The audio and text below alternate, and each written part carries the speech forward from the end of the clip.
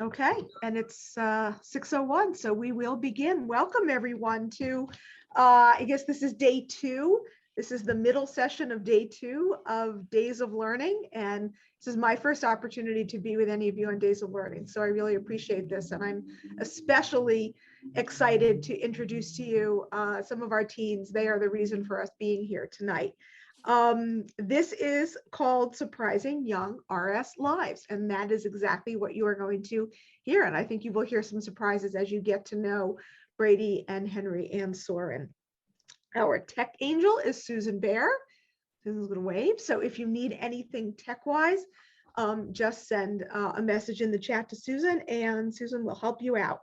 Also, please note that as with all the Days of Learning classes, this is being recorded. So if you don't want to be on the recording, then just make sure that you go ahead and turn your video off. And if you would, make sure that you've added your pronouns to your name. That would be a really helpful and welcoming thing to do. And speaking of welcoming, I would love it if all of you who are attending here could say hello to our teens in the chat. Just give them a hello in the chat. Introduce yourself, a little something. Unfortunately, we just don't have time for everyone to go around in a conversation, which is the loveliest thing to do, but this is the second best thing. So we'll take that opportunity to say a little bit about yourself, maybe what brings you here, or just say hello to Henry and Brady and Soren.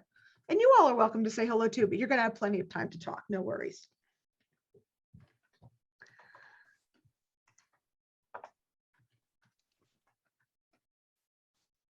Okay, and while people are doing that chat, we will say our prayer for Torah study. This is a form. We are not actually going to be looking at any particular study, but this is a form of Torah study. This is our Torah as we talk about our traditions with one another. So we will say together, thank you, Susan, for putting that up. Baruch atah Adonai Eloheinu melech haolam, asher kiddushanu b'mitzvotav v'tzivanu la'asok b'divrei Torah. We are engaging in words of Torah together. And one of the things we're going to talk about with Henry and Brady is their interest in engaging in words of Torah. So thank you all so much for the comments welcoming our teens. I would like now to have our teens introduce themselves. I think each of you go ahead. I'll call one of you and then you popcorn it over to another one until all three of you have spoken, to just say a little bit about yourselves, your grade, where you go to school, whatever it is you'd like as an introductory introduction. Henry, I see you on my screen, so why don't you go ahead and start? All right, I'm Henry Planet. I'm 17 years old. I'm in 11th grade and I go to Friend Select School, which is in Center City. Should I add anything more or should I wait till we get to some questions to like? I think that's good for now. Yeah, Right. we'll have a chance to hear more for sure. So who's next? Soren, you want to go? Hi, I'm Soren.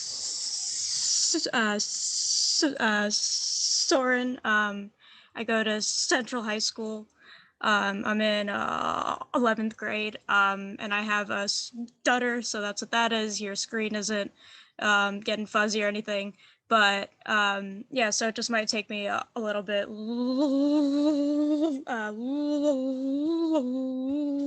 longer to speak, but I thank you for your patience. And Brady. Hi, I'm Brady. I go to Masterman. I'm in 11th grade at Masterman. And Yeah. Something that I just realized that all three of you have in common, as well as being 11th graders, happen to be, is that you're all eldest siblings. I was just thinking, you all have siblings who are in Berkeley Merkaz who are all younger. Every single one of you is an eldest sibling. And I don't know if that I don't know if that's just a coincidence, as we get to, how interesting each of you is, but I just noted that. So, okay.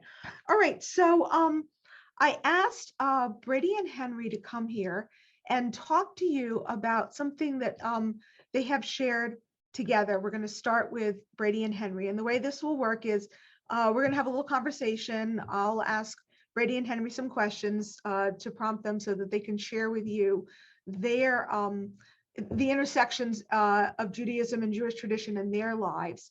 and how they make it part of their lives and their identity in ways that I think will surprise you, along with our title. And then we're going to do the same thing with Soren and have a very different conversation with Soren. But the same thing, I think it's just going to be a wonderful conversation, and we'll moderate like that. In the meantime, as we go along, if any of you have questions, please, if you want to just get it out right away, put it in the chat, and Susan will be monitoring that so that she will see if there are questions, and we'll kind of take it as it comes. I think maybe we'll have some time for individual questions for each student and some time at the end. And we also are going to have some videos and some text to share. So it's a multimedia presentation. And I think we'll actually begin with a video. So rather than tell you one of the activities that Brady and Henry share together, I think, Brady and Henry, why don't we show them one of these fabulous videos that you have sent to me? We'll start with that, and I'll let that be the surprise, and then we can talk about it more.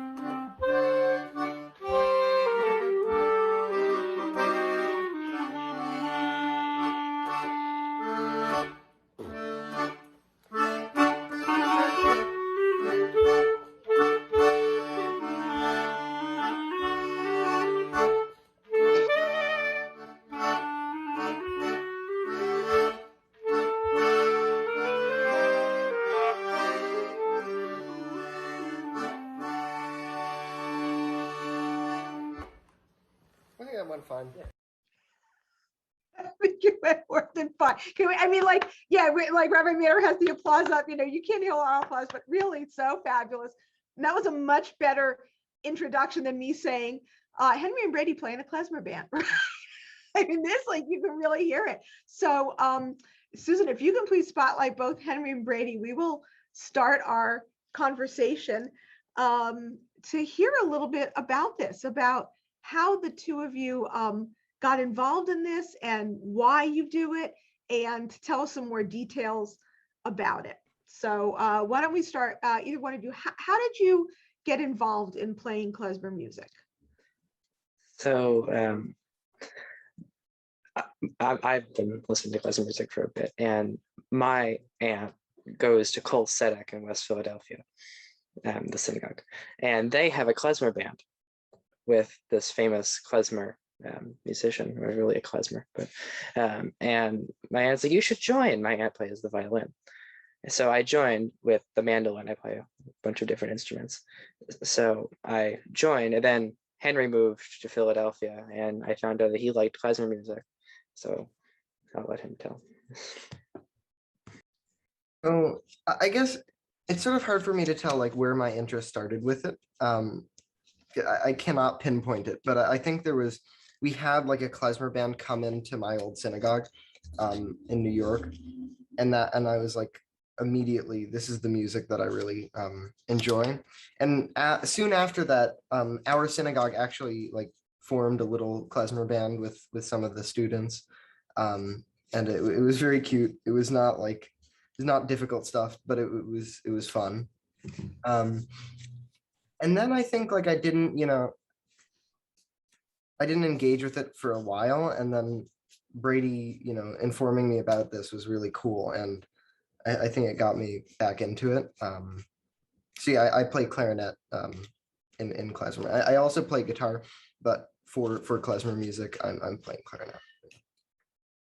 You both are very accomplished musicians. It's not just playing klezmer music, I will say. In fact, I loved your videos so much, and I just brought in a couple people to my office to see them, both of whom are musically trained music teachers, and I said, you just have to see this. And after watching them, one of them said, if you just said to me, do you want to hear a teenager play klezmer music? I probably would have said no, because you don't know the quality that you're going to get. And what you're getting when we listen to you is some really impressive musicianship. So I want to put that right out there. Do you rehearse with this band a lot? Is this a regular thing? Never.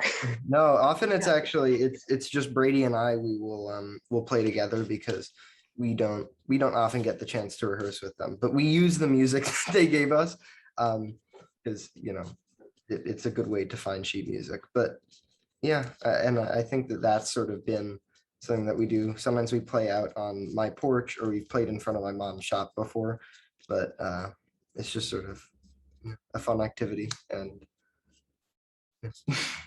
What do you think it is about the music that draws you in? The sound, is it the sound of it, the history, are you aware of the culture at all? What is it about it that draws you in? For me, what I like about klezmer music is like the different modes of the music, as well as just the history and the culture, like the whole like culture of Yiddishkeit, and just the history, because I did not listen to klezmer growing up, so it's very different for me. I think for me, it's a lot of things combined. I think it's like you hear those tunes and those scales and sounds in prayer, and that's one way to engage with that kind of music. And then to see, like, people were making this music off of the sounds they heard in prayer and off of those tunes. And so it's interesting to sort of take the experiences that you're having in synagogue and then sort of incorporating them into everyday life. And so I think that's really interesting. And I think there's sort of a deep cultural connection with it, where it's like, along with like the language Yiddish itself, it so easily could be lost. And so it's sort of there is almost this feeling of like responsibility to keep it alive, which makes it even more sort of, I guess, rewarding to play, I think. Do you find that you are mostly playing it for or to an older audience who might already be familiar with it? Or do you, sometimes when you're playing, with the band, are you introducing it to a newer audience? For the synagogue that we play with, it's mostly younger families, like younger people, younger families. And in response to the question, ich like the Bishala, but not that much. Yeah, and we play for ourselves, not so much younger audience too. So basically only for younger audience. What do your siblings think of it when you're practicing the music? They hate klezmer so much. Probably is my fault. Which perhaps makes you enjoy it even more. I don't know. No. How about you, Henry? How are Abe and Charles with the klezmer in the household? I mean, my brother, Charles, not Abe though, was maybe Abe. I can't recall, but I know that Charles was in our klezmer band at my old synagogue, though like for a very short amount of time. Also, if you want, I can address that question about to what extent is your klezmer. Do you want me to answer that? I was going to ask you that. Yes. Right. So in the chat we have, to what extent is your klezmer playing, reading sheet music, and how much is making it up on the spot like jazz? Are you riffing? Are you or is it all just playing along? So my answer to that is, when we're with the klezmer band, it's much more structured. It's a lot more like reading directly from the sheet music. when Brady and I are playing together, we just kind of do whatever we want. And sometimes we can be in the middle of reading sheet music and slip into just making something up. And so it just sort of comes naturally. So yeah. Like one time we went through all the Jewish songs we knew, just Yeah, like 3 hours. off the top of our heads. Yeah, that was fun. Do you just do that by sound? Like Mhm. you play by sound? Yeah, by ear, yeah. Henry Right, usually plays the melody, and I play the accompaniment. And the accompaniment, it's pretty much all the same for classical music. So you just That's true. if you can just listen to it, it's pretty similar. That's awesome. We have another question that I'm going to ask as a bridge to the other thing I originally asked you to talk here about, which is, your interest in Jewish history and Torah study, which is something we've talked about. Is there anything more though, before we leave temporarily, at least, this world of klezmer music that I haven't asked you that you think would be interesting to share? I'll let Brady answer that question. You go first. No, I didn't have I was just gonna say that you should answer the question.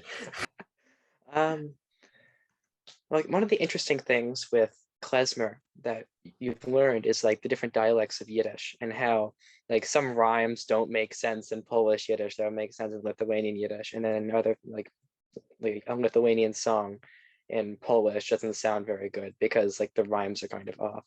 So that's one of the things that you learn. And another thing too is that klezmer music isn't really written down. Like it's basically like a chain of oral transmission, and that you try to find klezmer music online, there's not much. So you just have to like look for it, and it's kind of hard to find.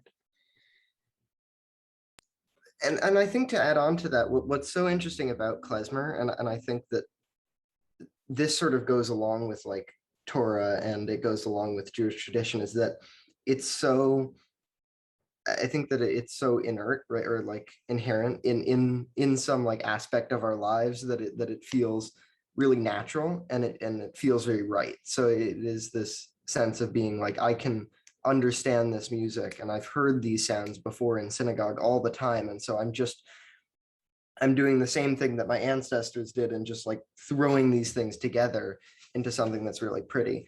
And I think that like, for me, the best way to connect with it is to just like have this like deep sense of really like connection, I guess, with the music and the history of the music and who made that music. And I think that makes my quality of playing better. And I think it also just makes my experience playing it better.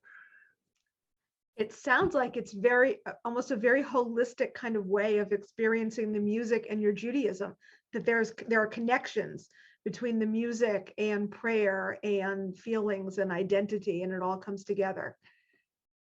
Yeah, that's awesome. Brady, you just taught me something, not for the first time, about the different types of Yiddish, which I had never really known about or thought about, the Polish Yiddish versus the Lithuanian Yiddish. And I'm sure there probably is more, right? Maybe there's Russian, I don't know. And several people have asked in the chat, have either of you learned Yiddish or have an interest in learning to speak Yiddish? Brady knows more than I do. I don't know very much Yiddish at all, but I am very interested in it. But Brady can tell you more about his knowledge of it because he knows more. I can read a bit of Yiddish. I can speak a bissel, as I said earlier. But I'd like to learn more. But did you know that Duolingo teaches Yiddish now? Yes, they do. I'm doing Hebrew on there first. Mm-hmm. I don't know. I think that Jewish languages in general are so interesting. It'd be really cool to learn all of them, because it's not just Hebrew and Yiddish. There's, Ladino, and then there's also like, there's all sorts of stuff you've never heard. Judeo-Arabic. Yeah. Just a funny like, anecdote about Ladino, though. I don't speak Spanish, but when I read something in Spanish, because I know a bit of Ladino, if I read something in Spanish, sometimes I have a bad habit of making the S's into an SH sound, which is common in Ladino, which is just funny. If I'm reading something out loud in Spanish, it sounds like Ladino. I love that. You I forced love that though. Like you made No, that. I choice. didn't. You It's made just a that bad choice. habit. It's That a was bad habit. that was a choice you made. No, it's not a You choice. made that habit to I be did more not. No, Jewish. no, no. Considering that my ancestors were Ukrainian, so they wouldn't necessarily use the sh sound as liberally. So the sh is not. I would not say that forced. All right. Well, that's as we listen to the two of you interact, it's a good bridge to the next question, which is, how did the two of you meet? Was it through Berkman Merkaz Lamud and Rodef Shalom and your Jewish connections? I know the story. I think people might be interested to hear. We did meet here. Interestingly, we live like 2 blocks away from each other, but we didn't really know that until we randomly saw each other once. So we met through Rodef. I think actually I saw you at the farmer's market, but I didn't realize you lived so close. I thought you were just there for some reason.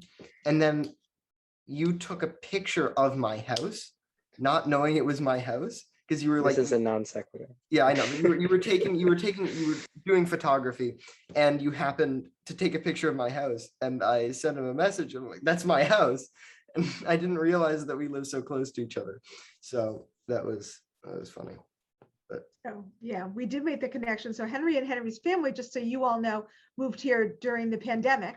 So their first experience with Berkman Merkaz Lamud and Rodef Shalom generally was completely remote, because when the Planet family moved here, we were deep into COVID and fully online with everything, with our Shabbat services and our Berkman Merkaz Lamud and everything. So that's how the two of you first met, was remotely, and how you would, not even know where each other lived, even though you were sitting in your houses just a few blocks away from each other. So, but I think it's a really great thing that you have met. And like Soren can attest that this is sort of our regular Sunday morning, when we're all together, and sort of Brady and Henry going back and forth a little bit. It's really lovely to see the friendship that you guys have created. One of the things that I originally hoped to connect you on when you first met, because I knew, I met you and I thought, okay, I think these two people would get along well together, is each of you is very interested in Jewish history as well, and in Torah study. And you're both very well informed. You enjoy reading about it and learning about it. So I thought you might be able to share a little bit about that, about how you got into that interest, and with the history and with the Torah study.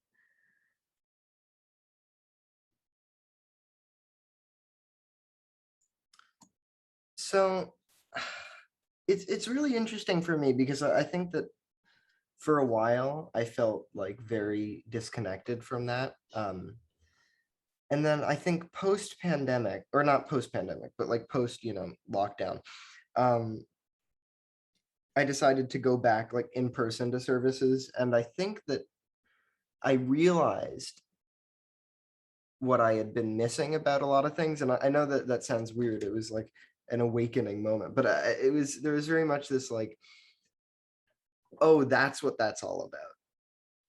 And it didn't really occur to me like what the depth and the thought that went into Jewishness and Jewish thought and Jewish writing. And then it all sort of like unfolded itself in front of me. And then I very much felt, like this is something that I want to be passionate about and want to understand, because it's so deeply rooted in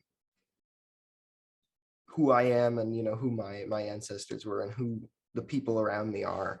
And I find that very interesting. Is that connected at all to your choice not that long ago to start wearing a kippah all the time? Yeah, I think that's part of it. I mean, I think that I've become more religious recently, and that's also part of it. But I think that I realize that like that I really love being Jewish, right? And I think it's really cool. And so wearing it is just, I think, a testament to that, like that I can be Jewish, and people can recognize me for that, and people can see that I'm happy and proud to be that, and not like ashamed about that or wanting to hide that about myself. Which I understand is, a privilege of our modern sort of situation. But It is, and there also though is an element of courage. First of all, in just doing something that's different from what other people around you might be doing, and also it's not always easy now. You know, we hear a lot more about anti-Semitism, and so we have to be aware of that. I feel like I have noticed more people wearing Magen David, Stars of David, than I did, even a few years ago. I think that people are doing that for the same reason you've articulated. Yeah. So, I don't know, is there something going on, two of you? I see some smiles. What do you have to say about that, Brady? About the Jewish history or just something else? Or Henry's kippah? I don't. I was apparently the first time he wore it, someone thought he was Muslim, but that we were laughing about that. It was a whole thing, and having a conversation in very bad Arabic. But I guess I got into Jewish history just because I like history and Judaism, and of course they go together. And I also like religion too, like just religion in general. Like I have my religious section of books behind me, but yeah, like Henry is much more mystical person than me. I enjoy reading the Talmud much more. So, like this, like I'm the the Zohar guy and he's the Talmud guy. That's sort of that's the. And here's your surprising RS lives that two of our 11th graders can say, I'm a Talmud guy and he's the Zohar guy, or vice versa. Right. Right. This, when you say books, Brady, I think of this book. So I'm pulling this down. Does this look familiar to you? Is it I backwards? can't see you right now. Where Yeah, are I you? think I might actually have that book in my house Oh, too. Jewish Not like- literacy. Oh, Yeah, I don't know if Susan can show this. She'll show me. Just, it's not about me, it's about the book. there's Jewish literacy. Yeah, I don't know if it's backwards. My screen is being bare. Jewish Literacy by Tolushkin. So I had this book on the fifth floor for the years that Brady was in up in what we used to call Confirmation Academy, now called Bamidbar. And every week, Brady, you would read just like these little snippets, and you would always be reading it. And I always just found that fascinating that you wanted to read that. I loved it. If Brady, do you want to share Safaria with these people? Sort of So as a we're discussion. not paid spokespeople No, for we're not paid, Safaria, but I think we ought to be. But there is a website. It's also an app. It's just a program. It's called Safaria, like Sefer, like book. Safaria. Oh, thank you. Someone wrote it down. So I don't know if I'll spell it. Safaria.org is, Yes. and it's just so you all probably might know of. Yeah, Susan well, said you use it see, for so service. yeah, Susan has just put it in the chat.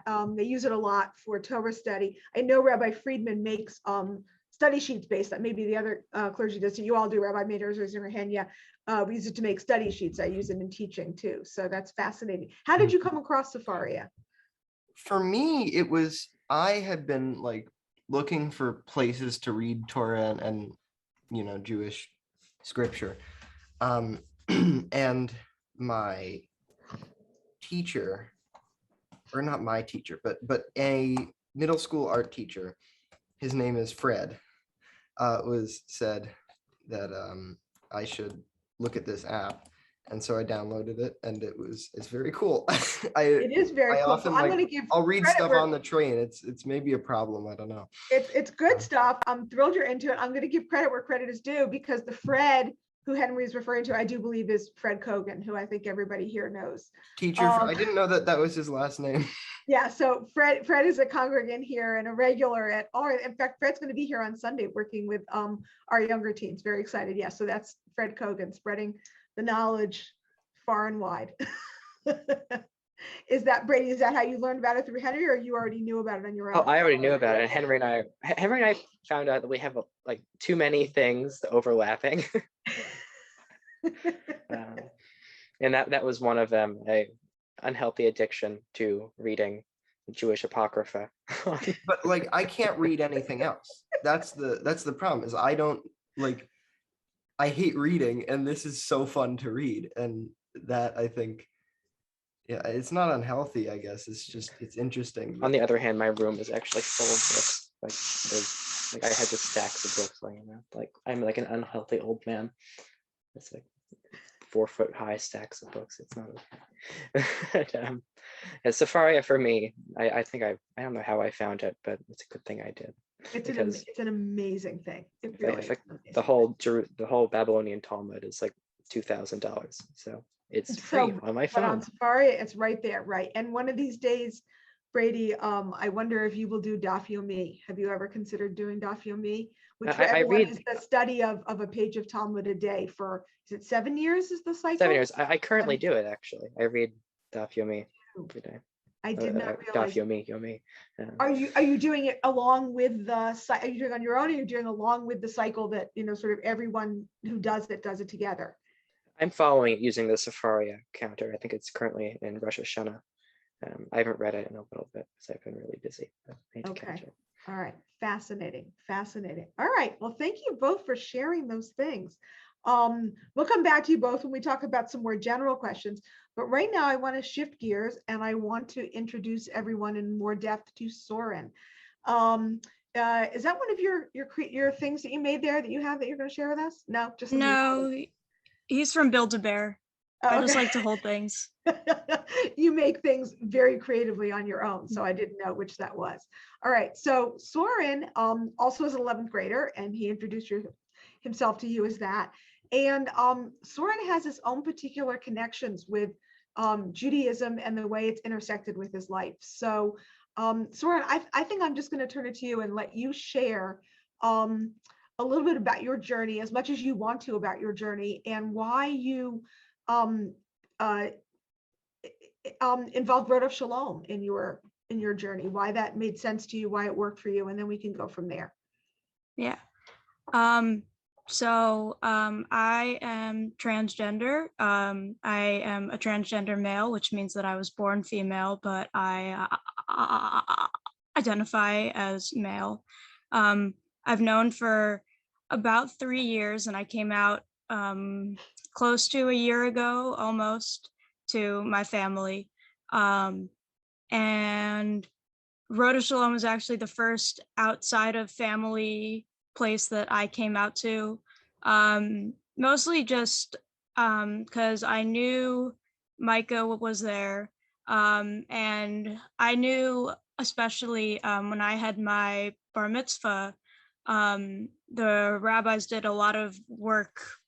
We worked with microphones and things to help me with the stutter and everything. So I knew that whoever I would tell, that there would be someone who would do a whole lot to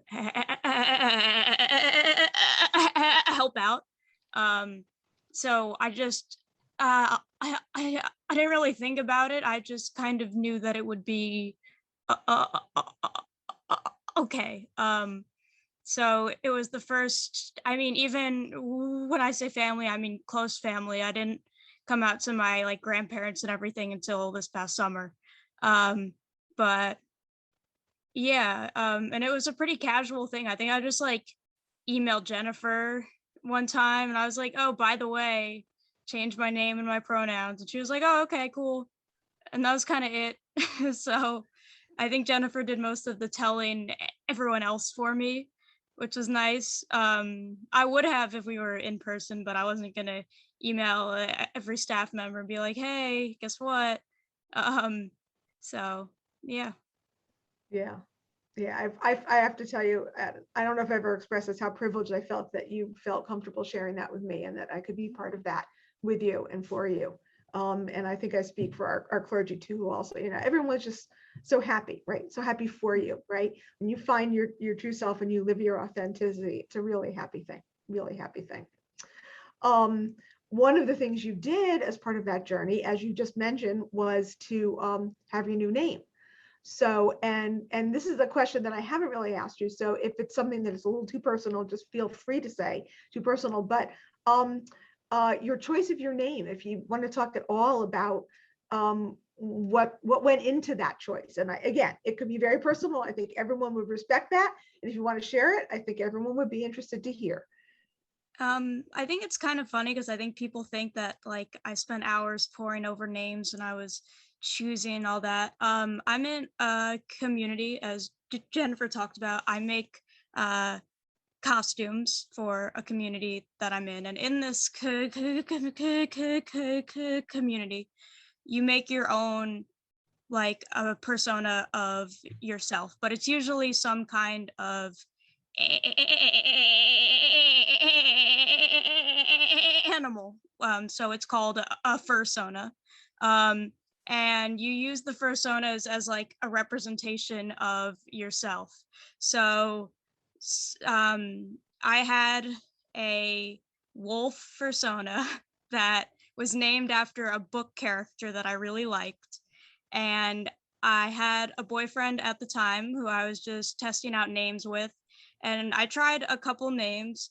And after a while, Soren just kind of stuck. Like, it wasn't like I used it once and I was like, oh, this is the one. It just kind of stuck and it felt right. And I was like, okay, I guess we're doing this. And then I didn't come out to my parents. My parents found out.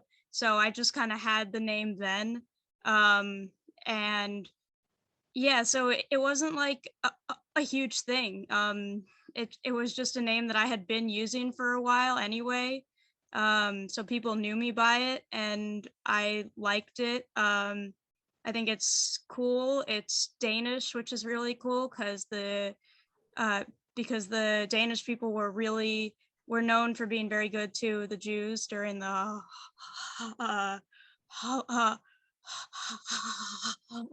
Holocaust. So that was like neat. And yeah, it just stuck at that point. Wow, I love that. Thank you for sharing that. Thank you really for sharing that. I find one of the things I find so interesting, and we're going to talk a little bit more about names, is how well a name seems to fit, right? Like, to me, you are Soren, and it's kind of all you are or have been. You mentioned Micah, and it's just, that's who Micah is, right? You find that name and it's just so right, just so right. I can bring out one of the costumes yeah, at the end, Gail, if that's something people want to see. I will mention to the costume making. So Soren, I'm just going to, so Soren is one of our students who, our Sunday morning program, which works so well for so many people, it just wasn't the right thing, I would say, for you, right? When you were in 8th grade, 9th grade or whatever. But Soren also very much wanted to still be part of the Rhoda Shalom community, the Jewish community. So we did different things, and one of the things that Soren did was work with me a lot on Purim. So Soren, the first year we did Mishloach Manot, did a lot of, if you got some chocolate covered pretzels or something, you can probably thank Soren for that. And also then said, I made these costumes. What if I come to the Purim carnival wearing the costume, and it's like full on, like you would never know who's inside. You can't, it's like a Disney kind of costume, right? So, and could walk around and see the children and interact with children. So great, sure. So that's exactly what Soren did, and it was one of the very last things that we did before the pandemic, right? That Purim carnival was the last time that we were all together until this September, for almost a full year and a half, was you walking around in that costume, and that's the one I think you're referring to, right? Yeah. So that'd be awesome. Maybe you will don the head of it at some point here. Yes, I can bring him out. So I wanted to ask you a little more about naming. I believe that you have talked to Rabbi Mader and considered what to do about your Hebrew name or your Jewish name. Could you share with us a little bit about where you are in that process? Yeah. So my Jewish name is the female version of my grandfather's name. So I'm just going to change it to my grandfather's name. So his name is Eliezer. So right now I am Elisheva. So it's just going to be changed. We think we're going to do just like on a Friday night, kind of like a standard naming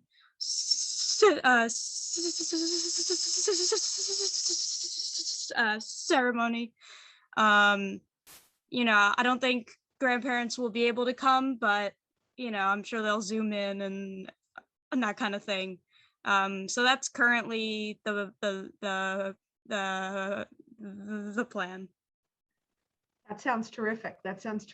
And it's something that obviously you can do privately or publicly with the whole community. I know Ellen has put in the chat that Noah Strauss just did this. So we've had sort of a community naming. And so it would be wonderful, you know, if you choose to share that moment with the community. I think that everyone here would be right with you. I know I will be. I know I will be.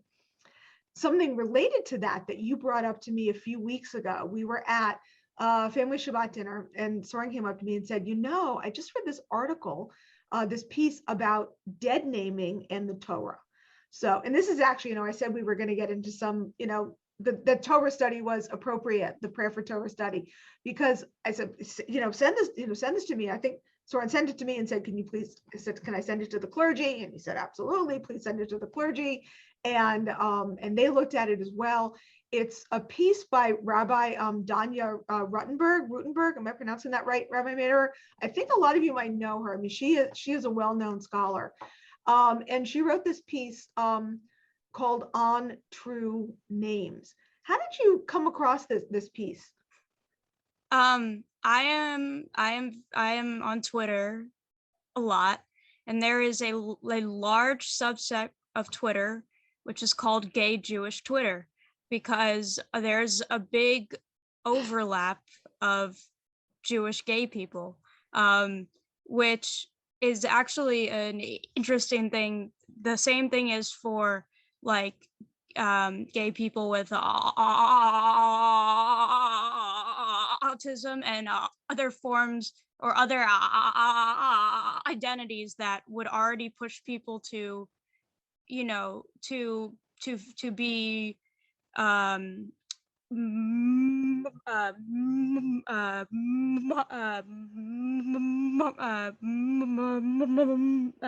marginalized. That it seems that people are more willing to accept themselves if they're already in a place where they have to accept some part of themselves that even society might not always want. So there is a really large overlap, so much so that there's a lot of Jewish scholars on gay Twitter, and that's where I came across it. A friend of mine had retweeted it, so that's where I found it. So that's really fabulous that that you're part of that community, that community exists. I find it very interesting that it's not just about being accepted by others, but what I think I heard you say was accepting oneself, right? That these are communities that make it easier for people to accept oneself. So I'm really glad that exists and that you are part of it. And I'm going to share the screen if I can. I should be able to do this. Just to I put the text in. Are you able to see this? It's Life is a Sacred Test. Are you looking at that? I have two computer monitors, so I'm never sure which screen is showing.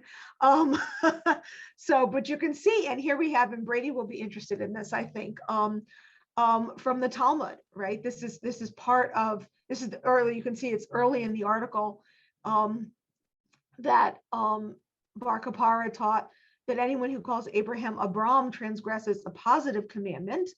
And we go on, and also a negative commandment, right? A commandment that says you shall do something positive, and a commandment that you shall not do something negative. And Rabbi Rutenberg says calling Abraham by his old name is a violation of not just one, but two different categories of commandments. The sanctity of the name change is real, and the harm it causes by not honoring it is not just interpersonal, but theological. So this is this article that Soren brought to me, and the article goes on to build on this. I mean, it really is a fascinating article, and I recommend it to all of you, and I did put it in the chat. And I thought it was particularly interesting, Soren, that you had found this on your own through your community, and that you had read this, and that it was a continuation of the intersection with your Jewish life and all other aspects of your identity. So I was really grateful to you for sharing that. Okay. All right. Does anyone have any more any questions for Soren? We had some in the chat, some things, and we've talked about them. Because if not, well, if you do, you do. And then we're going to go on to a few other things because we still have almost 15 minutes left together.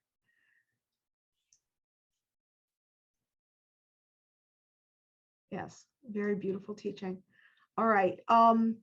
Soren, if you'd like to grab the costume, I think everyone would like to see it. I'll And go in get the him. meantime, so all right, so we'll go back to the spotlight maybe right now for Brady and Henry, and then add Soren in back whenever he's ready. He'll give us the signal.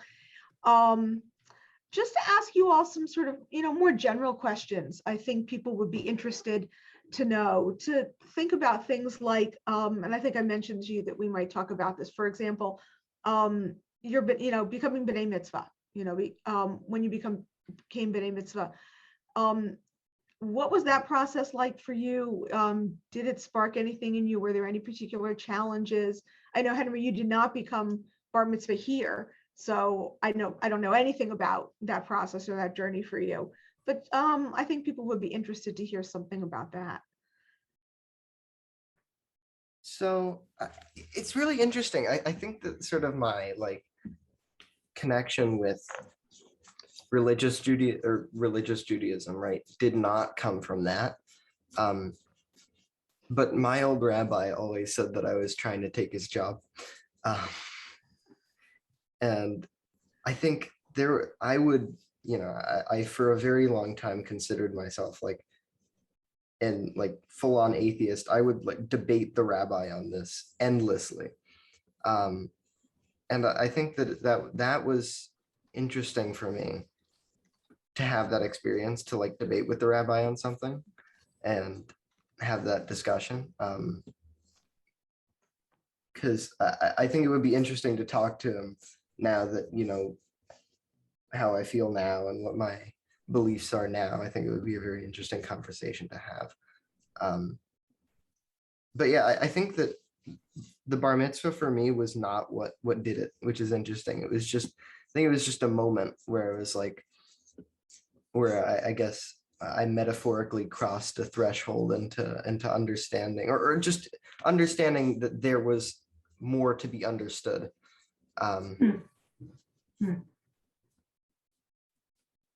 Understanding that there was more to be understood. That's something we all should get, right? Always understanding that there is more to be understood. Thank you for that. Brady, I was there when you became Bar Mitzvah. I remember your Devar Torah, which was fabulous. I mean, I've heard a lot of Devarim. That was a particularly really good one. Care to say anything either about that process, or as Henry alluded to, what sort of has changed since then? Since then, you had told out I had Via Cal. Henry had a good portion. I had the building the tabernacle, which is also good, but it's harder to make Devar Torah on Via Cal.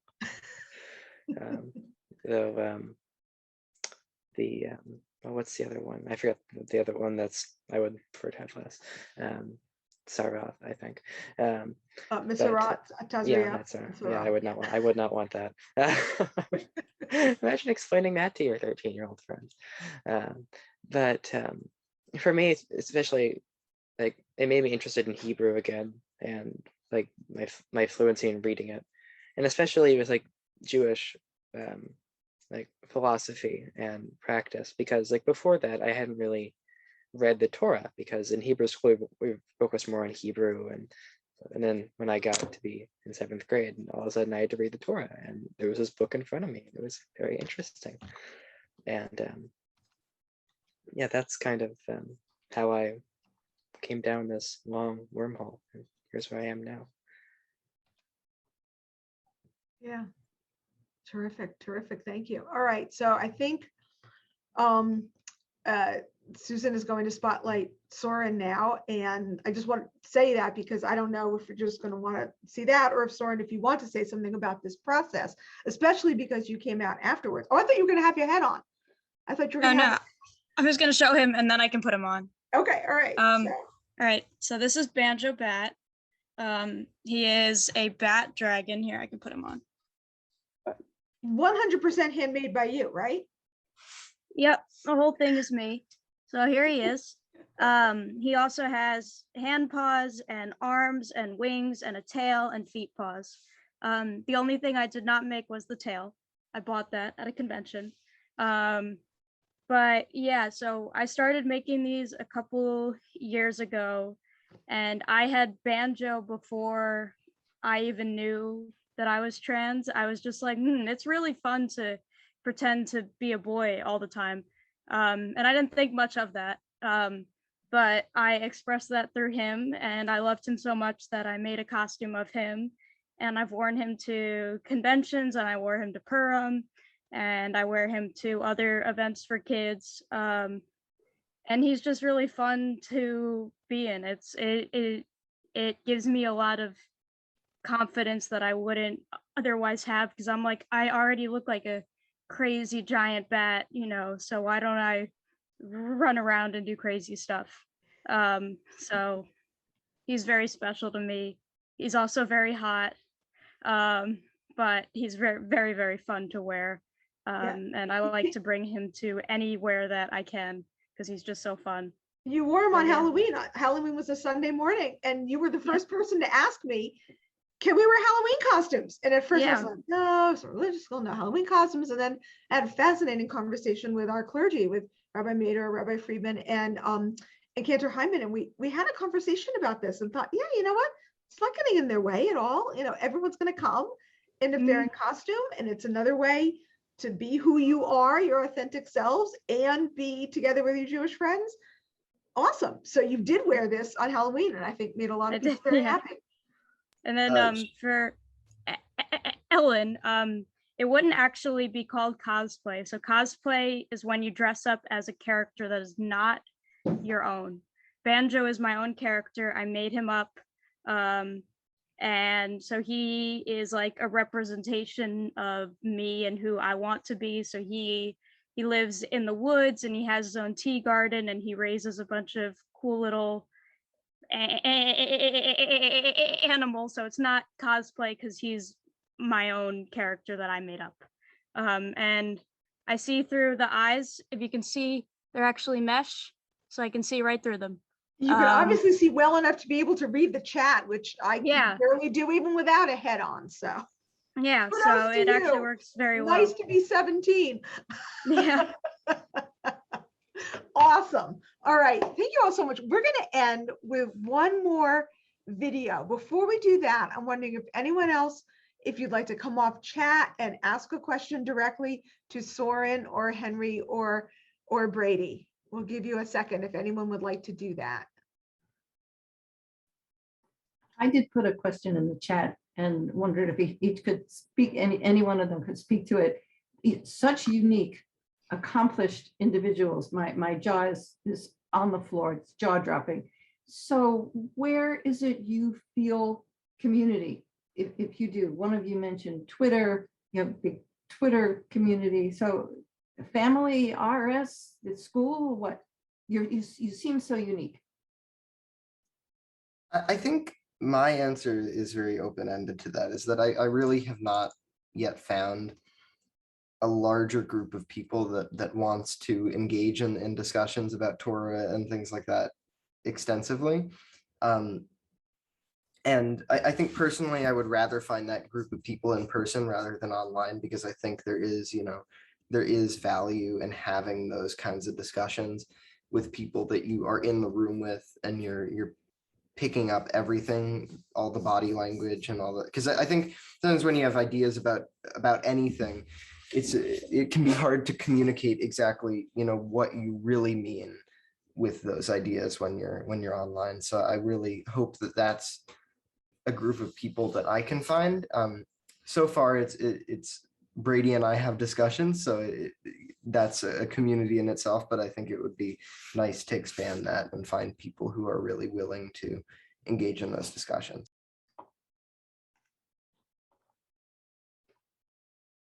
I would say for the same thing. Oh, sorry. I only had one sentence. That's okay. No, go. Shoot. Oh, sorry. I just said like pretty much the same thing as Henry. Don't really have the luxury of meeting people as I'm in high school. So haven't really met many people yet that I can share the strange intersection of like philosophy and klezmer. But yeah, hopefully I'll meet more people someday. We certainly share it with you, Brady. Yeah. I think for me, there's not a lot of like one big community besides like the furries, which is what this is. They're always awesome. So that's my big one. But just in general, I came out to my grandparents and they were really great about it. They still don't fully understand it, but you know, they're supportive and they're trying, and that's really what matters. And my parents have been really great. They're allowing me to start medical transition, so that's really great. And a big place is also my job. I work at a reptile store, but everybody there, uh, uh, again, I started there as a different gender, and you know, they've just been really great with helping me out through it all. In my first like professional setting, you know, because it's kind of different there. You don't know if you come out if you're going to keep that job, which, you know, they can't technically fire you for, but you know, they can find ways. So there's that kind of challenge there. So I think really my family and my job have been the like big places for me, and it feels a lot different doing things that you love when you feel like you're finally the one doing them. You know, I really get to love all my reptiles now, and I don't think I understood why I felt disconnected beforehand, and now it just feels like taking off like foggy glasses and being like, oh my god, there's so much here. And so that was really fun to be able to experience.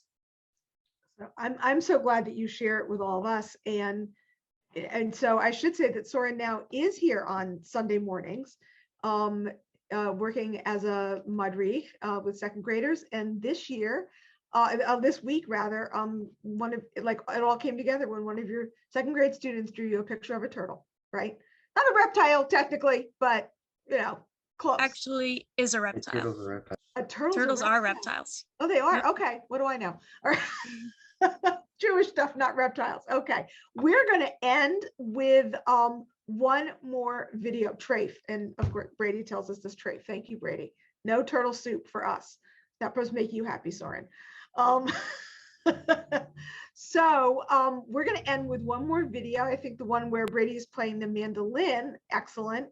And then end after that. So before we do the video, I want to say thank you now to all three of you for sharing yourselves so fully and authentically and openly with everybody here. It's been very special.